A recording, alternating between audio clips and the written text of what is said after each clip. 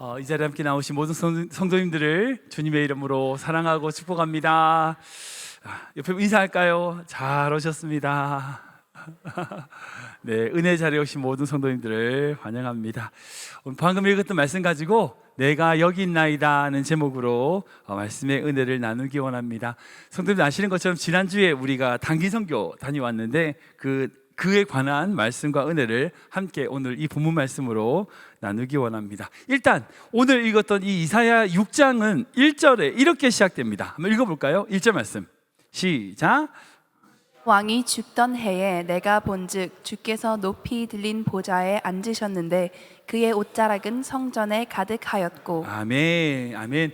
이사야 6장은 이사야가 하나님께 소명을 받는 아주 유명한 장입니다. 근데 그 6장의 모든 소명의 모든 과정의 첫 번째가 뭐냐면 우시야 왕이 죽던 해라고 기록되어 있습니다.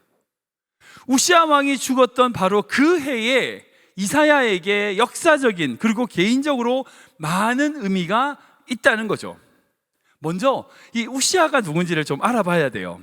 우시야는 이스라엘의 유다의 왕으로서 16세의 즉위에서 52년 동안, 그러니까 이스라엘 역사 가운데 제일 오랫동안 왕이었던 최장수 왕이었습니다. 그리고 이 우시야는요, 처음에 너무나 통치를 잘했어요. 하나님께 인정을 받았던 왕이었습니다. 우리 역대하를 보면 이 우시야에 대해 이렇게 칭찬하거든요. 한번 읽어볼까요? 역대하 말씀 시작. 우치야가 그의 아버지 아마샤의 모든 행위대로 여호와가 보시기에 정직하게 행하며 하나님의 묵시를 밝히 아는 스가랴가 사는 날에 하나님을 찾았고 그가 여호와를 찾을 동안에는 하나님이 형통하게 하셨더라. 아멘. 하나님 보시기에 정직하고 바른 길로 걸을 뿐 아니라 하나님께 복을 받았던 왕이었다는 거예요.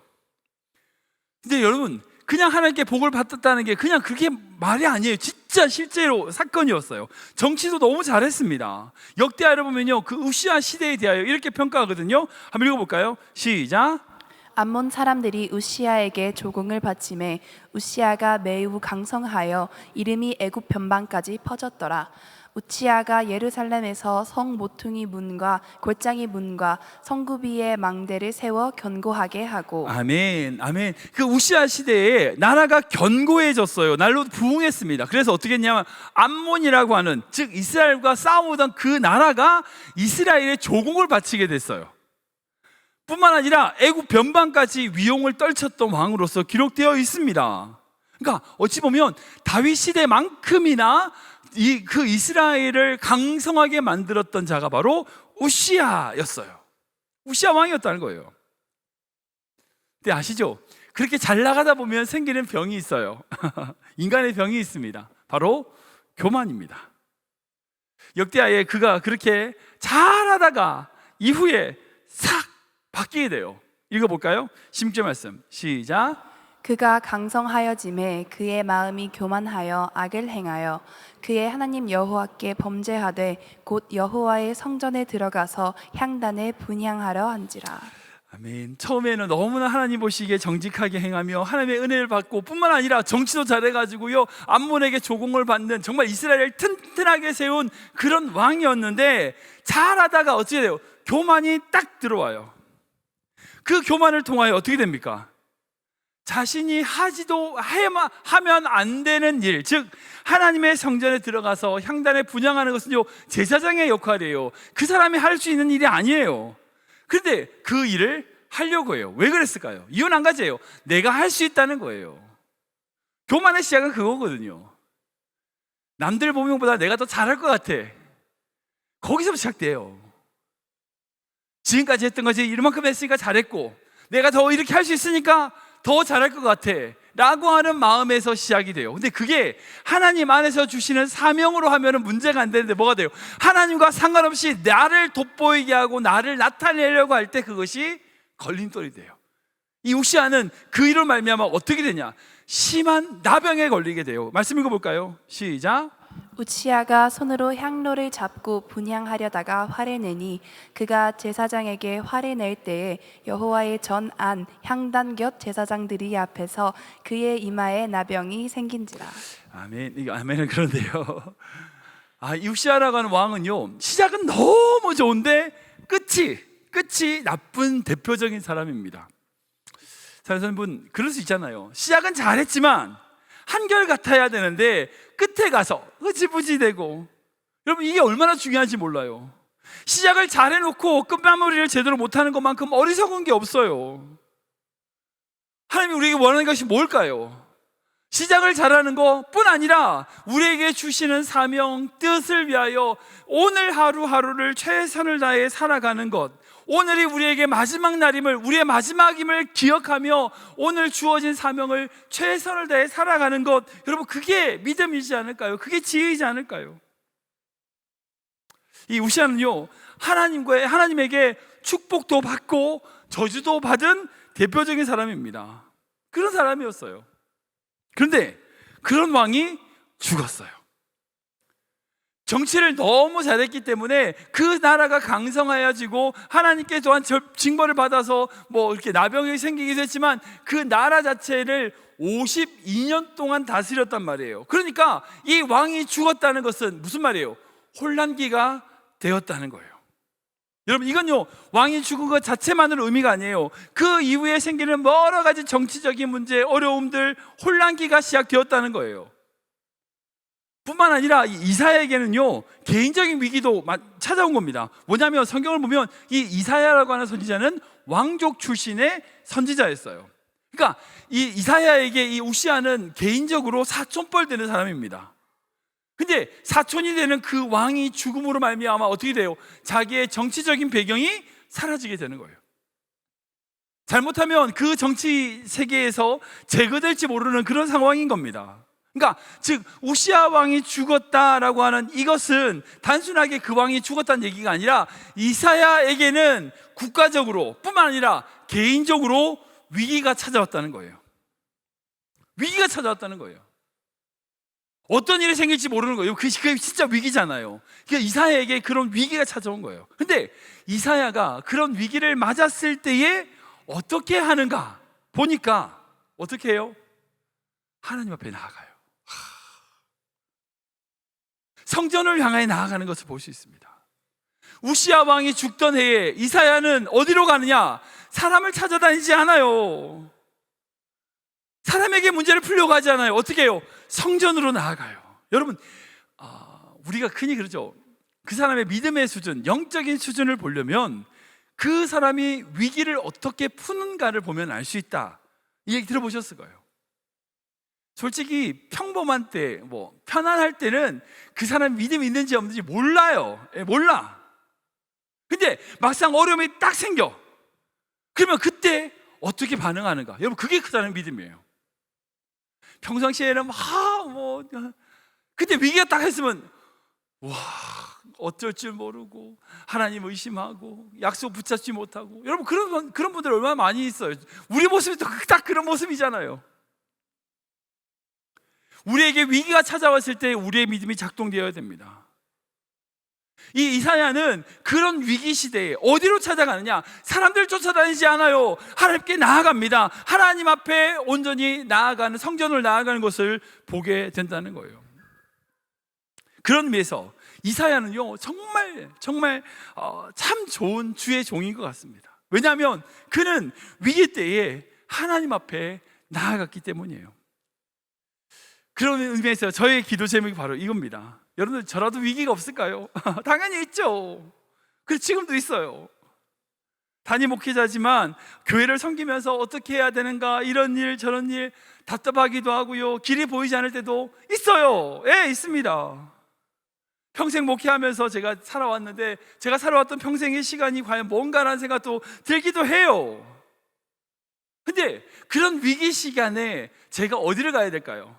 어디를 나가야 될까요? 사람 쫓아다녀요? 아니요. 하나님께 나아가야 돼요. 저는 그 길을 알고 있어요. 아는데 잘 안 되기도 하죠. 여러분들 기도해 주셔야 돼요. 저를 위해서. 제 성질대로, 제 기분대로 사람 찾아다니지 않고 어떤 위기가 오든 어떤 상황이 되든 하나님 앞에 나아가는 목회자가 있는 교회가 복된 교회잖아요. 여러분들 저를 위해서 그렇게 기도해 주셔야 돼요. 제가 그렇게 할 수 있도록. 아무튼 중요한 건 여러분도 마찬가지입니다. 위기가 오셨습니까? 이때는요, 사람 쫓아다니지 마세요. 하나님께 나아가셔야 돼요. 하나님을 붙들어야 돼요. 하나님을 의지해야 됩니다. 하나님 앞에 나아가야 문제가 해결되는 거예요. 딴 곳에 가면 해결이 안 돼요. 하나님 앞에 온전히 나아갔을 때에 그 하나님의 임재와 은혜를 경험하게 돼요. 진짜 놀라운 게 뭔지 아세요? 이사야가 그런 위기의 시대, 우시아 왕이 죽었다고 하는 그 위기의 시기에 하나님의 영광을 보고 하나님의 임재와 하나님의 마음을 보게 돼요. 여러분, 이게 놀라운 일이에요. 왜? 그 위기가 하나님의 은혜를 받는 기회가 되니까. 우리에게 있는 그 위기가 하나님을 만날 기회가 되는 거예요. 그게 진짜 놀라운 축복이라는 거죠. 먼저 이 이사야는 그런 위기의 시대에 하나님 앞에 나아감으로 말미암아 무엇을 보느냐? 첫 번째로요, 하나님의 영광을 발견해요. 우리 1절부터 3절 같이 읽어볼까요? 1절부터 3절 시작. 우시아 왕이 죽던 해에 내가 본즉 주께서 높이 들린 보좌에 앉으셨는데 그의 옷자락은 성전에 가득하였고 스랍들이 모시고 섰는데 각기 6 날개가 있어 그 둘로는 자기의 얼굴을 가리었고 그 둘로는 자기의 발을 가리었고 그 둘로는 날며 서로 불러 이르되 거룩하다 거룩하다 거룩하다 만군의 여호와여 그의 영광이 온 땅에 충만하도다 하더라. 아멘. 여기 나오는 스랍이란 것은요, 천사를 의미해요. 특별히 천사들 중에서 하나님을 보필하고 하나님의 찬양하는 제일 높은 천사를 뜻합니다. 근데 그 천사에게 6개의 날개가 있는데 2개로는 자기 얼굴을 가리고 2개는 발로 가리고 2개는 날면서 하나님을 거룩하다 거룩하다 거룩하다라고 찬양하고 있다고 기록되어 있어요. 솔직히 이게 어떤 건지 우리 몰라요. 하나님의 영광이 어떤지에 대해서 우리가 인간의 언어로 다 표현할 수 없는데 일단 이렇게 표현되어 있는 거죠. 쉽게 말하면 우리가 이해할 수 있는 거는 이 세상에서 결코 경험할 수 없는 놀라운 임재와 놀라운 은혜를 이사야가 누렸다는 것, 우리가 이것은 알 수 있어요. 이 본문 말씀을 가지고 제가 묵상하고 말씀을 보면서 주신 은혜가 있습니다. 그게 뭐냐면 이 이사야가 진짜 위기가 뭐냐는 거예요. 여러분들, 이사야가 지금 위기가 생겨서 하나님께 나아갔잖아요. 위기 때문에 하나님께 나아갔어요. 근데 그 이사야에게 진짜 위기는 우시아 왕이 죽었다고 하는 외형적인 상태가 아니라는 거예요. 즉 보여지는 어떤 현상이 위기가 아니라 우시아 왕이 정치도 잘하고 그렇게 잘했으니까 이제 우시아 왕이 죽었어요. 어떡하지? 내 사촌이 죽었으니까 어떡하지? 그 위기가 아니라 어찌 보면 하나님의 영광이 머물지 않는 상태가 진짜 위기인 거예요. 이해되셨죠? 그러니까 많은 사람들이 우시아 왕이 죽은 게 위기라고 생각하는데 그게 아니라고요. 우시아 왕이 죽은 게 분명히 위기긴 위기지만 진짜 위기는 이사야가 경험했던 그 하나님의 영광을, 하나님의 임재를 느끼고 체험하고 경험하지 못하는 거예요. 그게 진짜 위기인 거예요. 지금 이 시대의 위기는 바로 그거예요. 솔직히 그 당시 이스라엘은요 오래전부터 굶었어요. 그러니까 우시아 왕이 그렇게 하나님께 교만해가지고 그런 나병에 걸리고 그런 일들도 있었지만 이스라엘 전체적으로 하나님의 영광이 사라져버렸던 거예요. 그러니까 이 1장을 보면 이렇게 적혀있거든요. 1장 5절 주신 말씀 하시겠습니다. 시작. 너희가 어찌하여 매를 더 맞으려고 패역을 거듭하느냐.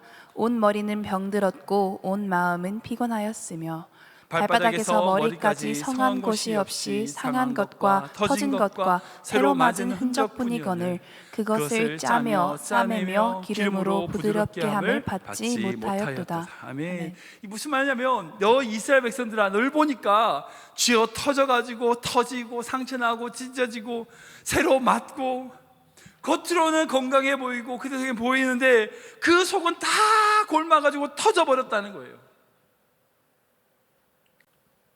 겉으로는 좋은 직장을 다니고 좋은 차를 몰고 미국에서 산다고 좋은 집에 사니까 된 것처럼 보이세요? 아니죠. 우리 속마음이 상처투성이고요, 속이 골마가지고 그 속이 터져가지고 만신창이 되어 있는 그런 모습이 우리에게 있지 않냐는 거예요. 남들 보기에 어떻느냐, 사람들에게 어떤 평가를 받느냐, 그것만 신경 쓰고 하나님 앞에 어떤 존재인지를 생각지도 않는, 여러분 오히려 우리 속이 탐욕이 가득하고 하나님의 마음을 알지 못하는 죄악된 모습들로 우리가 골마가고 있지 않냐는 거예요. 이게 진짜 위기가 아니냐는 거예요. 인간은 그렇게 집이 없어지고 뭐 직장이 안 되고 이러면 위기라고 생각하는데 그렇지 않아요. 우리가 정말 외형적으로 잘 되고 있다 할지라도 우리의 마음을 찢고 우리의 심령을 다시금 하나님 앞에 내어놓으며 하나님 나를 살려주세요라고 외칠 수 있어야 위기가 아닌 거죠. 여러분, 이사야가 이걸 못 봤을까요? 봤죠. 예, 골마 터진 그 이스라엘 백성들을 봤을 거예요. 그때 이스라엘 바라보면서 이사야가 어떻게 합니까? 성전으로 나아갔잖아요. 눈을 뜨면은 세상을 향해서는 정말 터지고 비참하고 희망이 없는 것밖에 보이지 않는데, 눈을 감고 성전 앞으로 나아가 하나님의 영광을 바라보는 신앙, 여러분, 그게 바로 하나님 우리에게 원하시는 모습이라는 거예요. 우리가 눈을 감고 거룩하다 거룩하다 하나님을 찬양하는 그 천사들과 함께 하나님을 찬양하고 예배하는 삶이 될 수 있다면, 비록 우리 삶에 어떤 환경이 주어진다 할지라도, 어떤 형편이 된다 할지라도 우리는 하나님의 은혜 가운데 거하는 성도가 될 수 있다는 거예요. 억울하고 힘든 일이 있을 때마다 우리 어떻게 해야 될까요? 눈을 감고 주의 영광 앞으로 나아가야 됩니다. 주의 임재 앞으로 나아가야 돼요. 세상 바라보고 세상 비교하면요, 끝까지 우리는 불행할 수밖에 없어요. 그러나 눈을 감고 주의 은혜를 구할 때에, 주의 영광을 바라볼 때에 우리는 그 놀라운 사랑을 경험하게 된다는 거예요. 근데 놀라운 게 뭔지 아세요? 그렇게 하나님의 영광을 바라보고 하나님 앞에 진짜 나아가게 되면 우리가 그때서야 보게 되는 두 번째 하나님의 임재가 있어요. 바로 그분의 마음입니다. 8절 말씀 볼까요? 같이 읽겠습니다. 시작. 내가 또 주의 목소리를 들으니 주께서 이르시되 내가 누구를 보내며 누가 우리를 위하여 갈꼬 하시니, 그때에 내가 이르되 내가 여기 있나이다 나를 보내소서 하였더니. 아멘. 이 말씀은 아주 유명한 말씀이어서 성도님들 잘 아실 거예요. 이사야가 하나님의 진심을, 진짜 마음을 들은 이야기입니다. 이 말씀의 상황을 쭉 보면 그래요. 이사야가 하나님의 임재 앞으로 나아갔을 때 처음에는 자기가 죄인임을 발견하고 어떻게 해야 될까 그러다가 결국 천사의 도움으로 죄가 사하여졌다라고 하는 선언을 딱 듣자마자 하나님의 음성을 들어요. 누가 우리를 위하여 갈고, 내가 누구를 보내야 되나? 이건요, 이사야에게 하신 말씀이 아니에요. 하나님의 혼자 말이었어요. 그러니까 하나님의 임재 앞으로 나아갔을 때에 우리가 듣게 되는 것은요, 하나님의 속마음, 하나님의 진짜 마음을 발견하게 돼요. 들어보셨는지 모르겠지만 개인주의 신앙의 사유화 문제가 있습니다. 이거는 뭐 복음주의 교단이 가진 특징인데, 특별히 한국 교회에 두드러진 현상 중에 한 가지예요. 쉽게 말씀드리면, 소위 은혜 받았다고 하는 사람들이 그 하나님의 은혜를 개인적인 차원으로 함몰시키는 문제예요. 그러니까 주변에도 뭐 여러분들 혹시라도 뭐 오해하지 말고 들으시는데, 어떤 분들은 은혜 받았다고 하는데 계속 이제 신비적인 은혜를 추구하시는 분들이 있잖아요. 신비주의의 영향을 받아가지고 계속 뭐 기도원 찾아다니고 영적인 경험을 찾아다니고 뭐 그런 걸 많이 할수록 신앙이 좋은 거다라고 오해하시는 경우들을 보게 돼요. 그러니까 다른 사람의 영혼을 구원한다든가 뭐 우리가 해야 될 어떤 사명, 이런 것들보다 단순하게 내가 구원받고 내지는 내가 영적인 체험을 하고 뭐 어떤 은사가 있고 뭐 이런 것들이 너무나 중요한 거예요. 다른 사람은 안 중요했고 오직 내가 받는 구원과 하나님의 받는 축복들, 이런 것들에게만 초점 맞춰지는 거죠. 내 아들 좋은 대학 가고 내가 좋은 사업 이루고 계속, 그러니까 은혜긴 은혜예요. 그게 은혜가 아니란 건 아니에요. 은혜긴 은혜인데 그걸 뭐라고 하냐면 자기 것으로만 사유하려는 거예요. 하나님의 은혜를. 사실 여러분, 진짜 은혜가 뭔지 아세요? 하나님의 진짜 은혜는 내가 그것을 받음으로 말미암아 그분의 마음, 그분의 뜻을 이루는 거예요. 그게 진짜 은혜예요. 하나님이 우리에게 축복을 주시는 이유가 뭘까요? 잘 생각해 보세요. 우리 뭐 배 두드리고 잘 먹고 잘 살라고 그렇게 하실까요? 아니에요.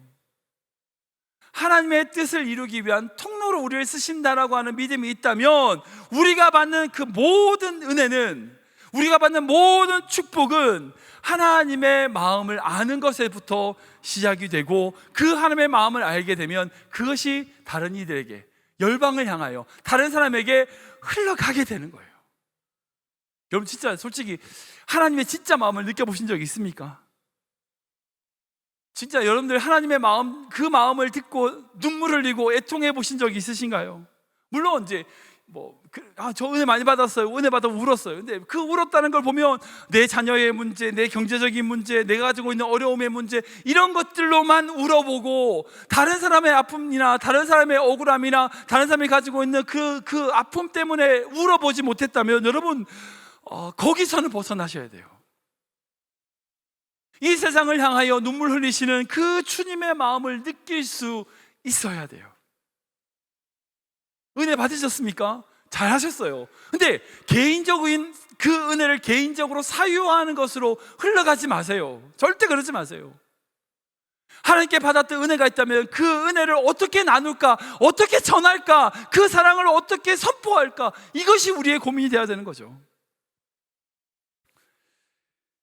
아시는 것처럼 지난주에 멕시코 티juana에 가서 이제 귀한 사역을 일주일 동안 섬기고 왔습니다.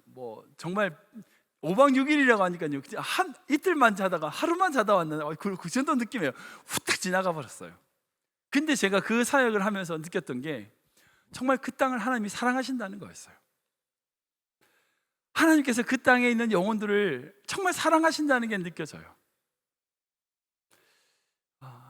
이제 제가 영상을 하나 준비했는데, 제가 우리 선교팀 주일에도 보여드리고, 제가 버전을 2개를 만들었거든요. 금요일에는 버전을 좀 긴 걸로 풀 영상으로 한번 영상을 보도록 하겠습니다.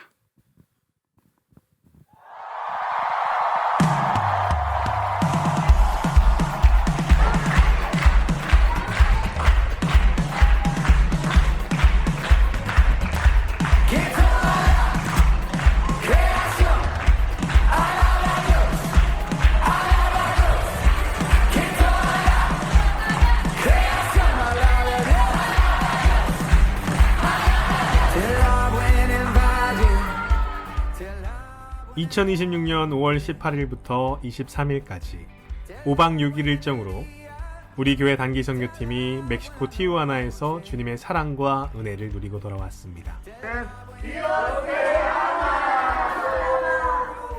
총 10명으로 구성된 우리 단기 선교팀은 그곳에서 하나님의 놀라운 은혜와 사랑을 전하며 생명의 복음을 나누는 귀한 시간을 가졌습니다.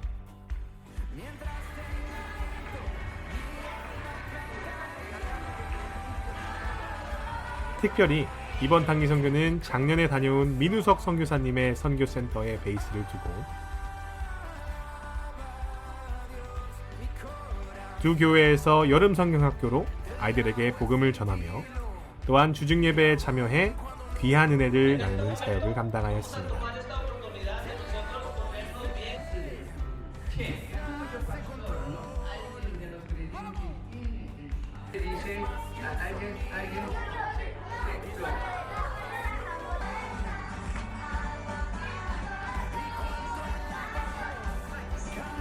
첫날 멕시코에 도착한 우리 선교팀은 지역에서 섬기시는 현지 목회자분들을 초대하여 정성껏 한식을 대접하며 섬겼습니다.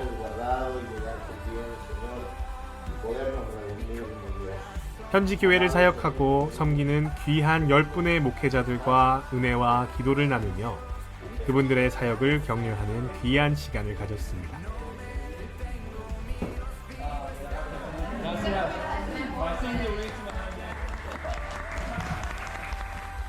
우리 선교팀은 둘째 날과 셋째 날에는 민우석 선교사님이 섬기시는 감람산 교회에서 여름 성경학교 사역을 감당하였습니다.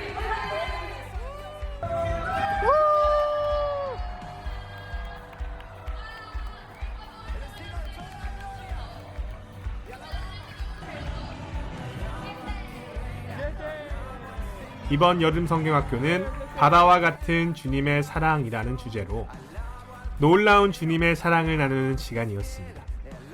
약 100여 명의 아이들이 함께 참여하여 맛있는 점심을 먹었습니다.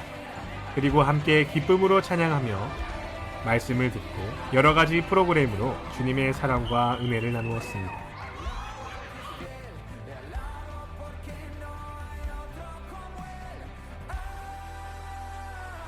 특별히 아이들과 함께 주님을 찬양할 때 그 자리에 함께 하신 하나님의 놀라운 사랑과 은혜를 발견할 수 있었습니다.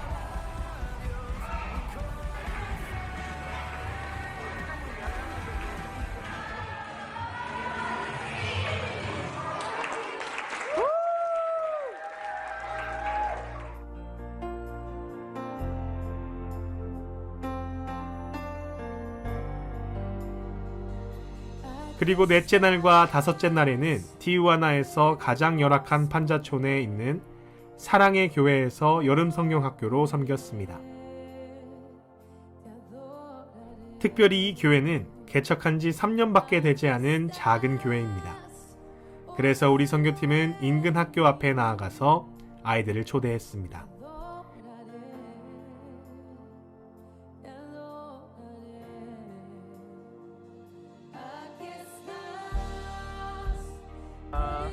왠지 어떠세요? 좋아요. 노방전도 데이원. 데이원, 예, 데이원. 우리 노방전도가 확실히 좋아.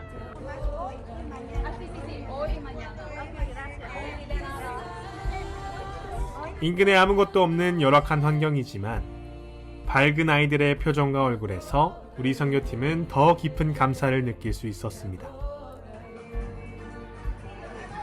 약 60여 명의 아이들이 찾아와 주었고 우리 선교팀은 그 아이들과 함께 찬양과 말씀 그리고 여러 가지 프로그램으로 바다와 같은 주님의 놀라운 사랑을 나누는 시간을 가졌습니다. Una sonrisa tan grande, ¿no? Oh, muy bien. ¿Así? Ok, niños, ya terminé. Tierra. Esto para que se hidraten. ¿Qué te parece? ¿Quieres hidratar? Sí. Podémoslo de... Día.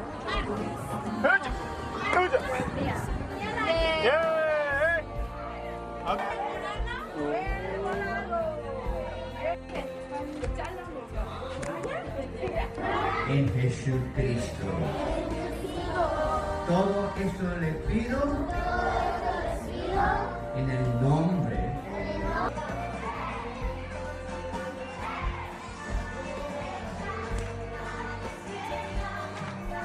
특별히 함께 참여한 남궁훈 집사님의 섬김으로 아이들의 사진을 찍어 액자에 담아 주었습니다.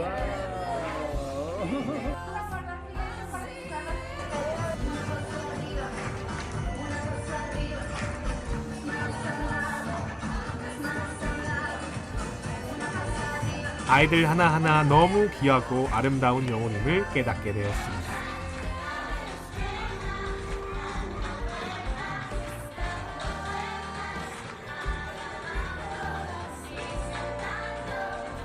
그리고 우리 선교팀은 감람산 교회와 사랑의 교회 주중 예배에 참여하여 말씀을 나누고 준비한 율동과 드라마로 섬겼습니다. 특별히 우리 청년들이 준비한 율동과 드라마로 티우아나 성도들에게 깊은 은혜를 나눌 수 있었습니다.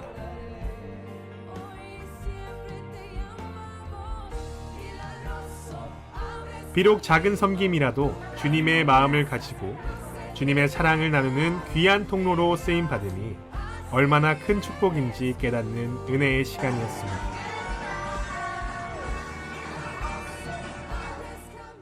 멕시코 단기 선교 와서 너무 감사해요. 정말 이렇게 팀원들 하나하나가 열심히 준비하며 또 온 학생들한테 정말 많은 것을 이렇게 보여주면서 우리가 크리스찬의 그 라이프를 이렇게 쉐어하는 것 같아서 너무 감사해요. 아이고, 청소. 애들이랑 같이 춤추는 거가 너무 좋았던 것 같아요. 처음에는 잘 안 하고 싶어 하는 걸 봤는데요. 두 번째, 세 번째 하니까 너무 잘하고 너무 기뻐하는 걸 보니까 좋았어요. 맞아요, 너무 좋았어. 어디 와서 동영 후원만 하는 게 아니라 직접 퍼스트핸드로 경험을 하게 되니까 또 못 봤던 부분들 또 남이 보여주지 않는 부분들도 거기에 대해서 또 거기에 대해서 새로운 도전을 많이 받고 또 얼마나 이곳에서 사역하시는 분들이 또 얼마나 수고하시는지도 또 새롭게 알게 됐습니다. 네. 좋았던 것 같아요. 어떤 게 제일 좋았어? 이제 팀원들이랑 춤 연습하고 드라마 연습하고 그런 것도. 그래. 그게 다 좋았어? 아파서 많이 힘들었는데 그래도 하나님 힘주셔서 잘 마쳤습니다. 감사합니다. 우리 청년들 위해서도 뭐 한마디 한다면 뭐가 있어요? 우리 아이린이 생일이었는데 또 생일을 여기서 함께 보내면서 헌신하는 모습에 또 감동을 받고 이 아이들을 더 많이 축복해 주시기를 더 많이 기도해야겠다는 생각이 들었습니다. It was a really good experience. I enjoyed everything. From preparing to being here, and it was really nice just spending time with the kids and getting to know them more deeper and just forming a bond with them at the end. And I really liked that throughout the whole process that God was the center, and as we were preparing, we would worship together every day and read the Bible. So I really liked it. 관계가 무량합니다. 너무 좋았어요. 그러니까 그는 선교지는 꼭 와서 봐야지만 새롭게 느낄 수 있는 거라고 절실히 생각해서 또 늦게나마 이렇게 오게 된 것에 대해서 정말 우리 교회 여러분들께 너무 감사드리고 하나님께 영광 돌립니다. 네. 그 아무것도 모르는 영혼들에게 주님의 사랑을 나누는 게 참 이렇게 좋은 거라는 걸 절실히 느꼈어요. 어린 아이들을 보고. 그 사역을 다 마치고 고아원으로 다시 돌아갔는데 이제 고아원에 딱 들어갔는데 고아원 아이들이 이제 막 와가지고 마리아 이러고 막 반겼더라고요. 근데 그 막 뛰어가지고 안아주는데 그 장면이 좀 마음에 많이 그러니까 며칠을 봤으니까 많이 남고 뭔가 나는 해준 게 많이 없는데 그냥 내가 인사해주고 그냥 몇 마디 했는데 너무 좋아해주고 다 하는 게 그냥 많이 고맙고 그냥 네, 감동이 됐던 것 같아요. 여기 있는 애들이 사실 이제 사랑이 고프니까 그래서 그냥 내가 받은 사랑을 줄 수 있는 게 너무 좋았던 것 같고 좀 기억에 많이 남을 것 같습니다. 우리 팀원들이 뭔가 아이들이 살아가는 게 느껴졌을 때니까 맞아, 진짜 그게 보이더라고요. 네네네, 되게 그게 보람찼던 것 같고 제가 이제 총무로서 많은 걸 한 건 아니지만 계속해서 우리가 그 훈련 기간 동안 그러니까 일주일 동안 훈련을 할 때 계속해서 얘기했던 게 아버지의 기쁨이 아버지 눈물이 고인 곳에 내가 아버지 기쁠 때 내가 기쁘길 원하고 아버지 슬플 때 내가 슬프길 원한다 이거였는데 그게 너무 잘 보여진 것 같아요. 그래서 하나님이 기뻐하시는 일에 우리 팀이 기뻐하고 제가 기뻐하고 우리가 먼저 기뻐하면서 이제 기쁨을 이제 계속해서 흘려 보내야지 아이들도 기뻐한다. 근데 그런 측면에서 봤을 때는 우리 팀원들이 충분히 본인들이 기뻐했고 그리고 그 기쁨이 흘러가서 아이들도 기뻐하지 않았나 싶은 생각이 너무 듭니다. 그래서 그런 게 제일 보람찬 것 같습니다.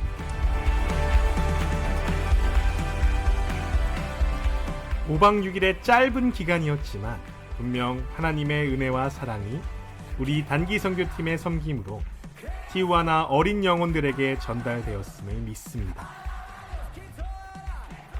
우리 교회를 통해 그 땅을 향한 하나님의 놀라운 계획과 뜻이 선포되었음을 믿습니다. 이제 우리에게 주신 사명을 감당하며 우리 교회가 더욱더 믿음의 유산을 이어가는 주님의 마음에 합한 선교적 교회가 되길 기도합니다.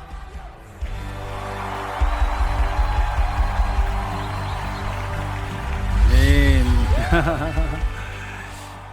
정말 상상지도 못할 은혜를 진짜 많이 받았어요. 영상으로 보니까 그랬나 보다라고 하시겠지만 진짜 은혜 많이 받았어요. 아까 우리 재현 형제가 얘기한 것처럼 우리가 하나님의 마음을 진짜 알면, 그 하나님의 진심을 알면, 그 기쁨이 있으면 그 기쁨은요 감출 수 없어요. 어떻게 감추겠어요? 그걸 어떻게 숨기겠어요? 그 사랑이 없기 때문에 우리가 이렇게 힘든 거 아닐까요? 우리 삶에 왜 이렇게 어려운 문제들이 많고 왜 위기라고 느껴지는가? 정말 그분의 마음이 우리에게 없기 때문이지 않을까라는 생각을 하게 됩니다. 올해 이제 내년에도 우리가 기도하면서 준비하겠지만 정말 하나님의 그곳을 향한 그 마음을 우리가 가졌으면 좋겠어요. 우리 주변에 있는 사람들의 그 영혼들의 마음을 우리가 가졌으면 좋겠어요. 하나님이 우리에게 그 영혼들을 바라보면서 어떤 마음을 가지시길 원하시는지 우리가 기억하고 정말 하나님이 원하시는 것을 그 마음을 함께 가짐으로 그 하나님의 기쁨, 그 하나님의 아픔, 그 하나님의 눈물, 그것을 함께 나누는 우리 교회가 되길 기도합니다. 제가 고백하기는 그래요. 저는 아직 부족한 사람이에요. 네, 저는 사랑이 없고요. 일중심적인 사람이기도 하고요. 그래요. 근데 저에게 있는 것은 확실한 건 저를 향한 하나님의 놀라운 사랑, 그분의 뜻이 무엇인지 저는 알아요. 그리고 그분의 마음을 가지기를 원해요.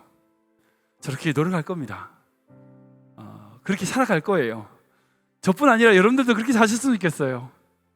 지금 여러분들 향한 주님의 마음, 주님의 뜻이 무엇인지. 혹시 위기가 찾아오셨습니까? 잘 됐습니다. 이제 주님께 나아갈 시간이에요. 그 주님께 나아감으로 말미암아 그분의 영광을 바라보고, 그렇게 나아감으로 말미암아 그분의 진짜 마음을 발견하여 그분과 함께 동행하며 나아가는 우리 귀한 모든 손 되시길 바랍니다.